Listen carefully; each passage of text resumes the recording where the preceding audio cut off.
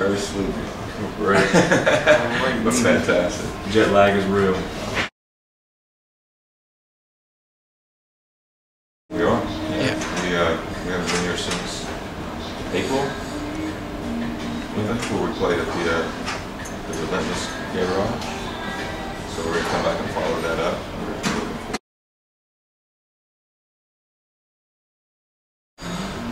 Blood.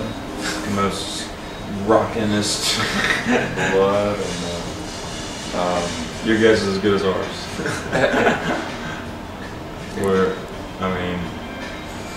We're just gonna do what we do, which is different every night to an extent. You know, it's just how we keep it fresh and keep it interesting. But we'll definitely be playing some music from our newest record, maybe music from our oldest record. You know, who knows? We got a lot to draw from at this point, so every night's different.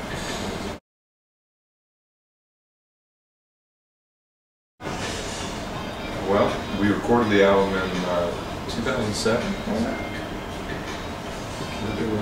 We started recording it in 2007, or started preparing for it. Or maybe more. We did a demo, I think we started recording. Yeah, that makes sense. We released in September 2009. We did the record with Rick Rubin. We recorded it in Malibu at a place called the Document Room. Also in North Carolina at a place called Echo Mountain Studios. It was our first record on Columbia. It was our first record with producer Rick Rubin. And we had no complaints with the exchange. We have nothing but good things to say about the exchange between us and Columbia and us and Rick. And we've been very happy to promote the record and play the songs for it. It was a first record we recorded some outside North Carolina. It was the first record that had like a proper international release. Yeah, it is the first record we released over here. The first record we spent more than 14 days on. You know, I mean, a lot of firsts. Yeah, it's a first and a different record because it has had media backing. In the States, we built everything just on live shows. We haven't paid any attention like we should have to making videos or promoting a song on a record. We just make a record in 2 weeks' time and go play shows, go play those songs and more songs. So this record has been a big learning experience for us in that regard.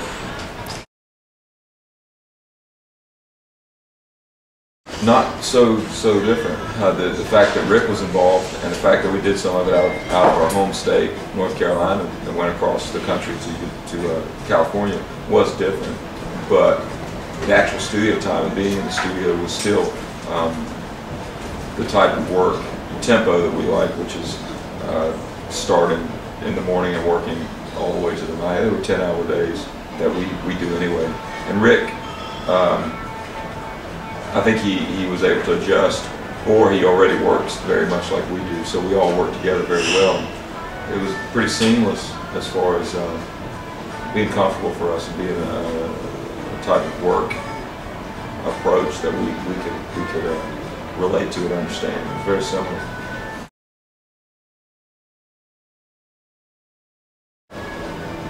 It changes, you know, you relearn songs. I know for us lately we've been playing Ill With One. It's one that we're kind of should have to shaky tightrope sort of performance on that, and that's exciting for us. But I think we're kind of promoting Head Full of Doubt, Road Full of Promise, and I think that gives that song some new light and some excitement to it, to get out there and perform it and watch it become different in different realms and different radio performances, or as it changes live. All the songs change live anyway, but those two are both pretty exciting to play. But they'll all have their day for sure, and that may be over much time.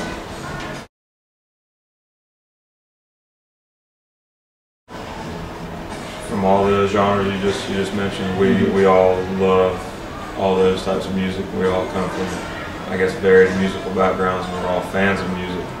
And, you know, we can each look back in our lives through our childhood into our, you know, teenage years, young adulthood, and sort of picture the eras, you know, that, you know, it was all Nirvana or all Grateful Dead or all whatever, Pixies or, you know, John Conley or Tom T. Hall or Louis Armstrong or whatever else.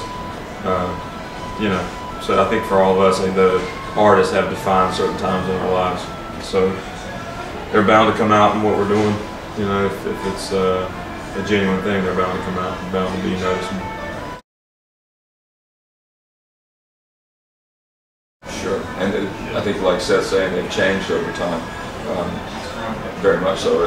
Part of this particular record, part of the lyrics that I know I had a part in writing were heavily influenced by Townes Van Zandt and his style of writing words, where Seth has been listening to much Sam Cooke lately, and actually he's moved wherever Sam Cooke takes him. But I think that our favorites, they change. I mean, we've got our classic favorite. Everybody, you know, everybody goes through the rock and roll boot camp with Bob Dylan and Led Zeppelin and the Stones and Pink Floyd and Jimi Hendrix. You know, you have to learn these things and listen to these things in pop music to sort of relay them or work in that realm. But I know for me, my favorites, they flow and change. John Prine right now, we did a tribute record for John Prine, and John Prine has been a huge influence for me lately. In the beginning, Ram and Jack Elliott. Oh yeah, basically just copied Ram and Jack Elliott for the first year or so. What else am I thinking about here? And that's a key reason why they sound different, because a lot of it is just a student watching something that he's inspired by and just following it. And you're bound to be yourself if I try to be like Ram and Jack Elliott, or Seth tries to be like Sam Cooke, or Bob tries to be like John Paul Jones or whoever. You're not going to be like them. You've got yourself that kind of comes out, and I think that we're lucky enough those things are vibrant enough with us that we just, as you learn from those other acts and other performers, you can't help but bring your own touch to it.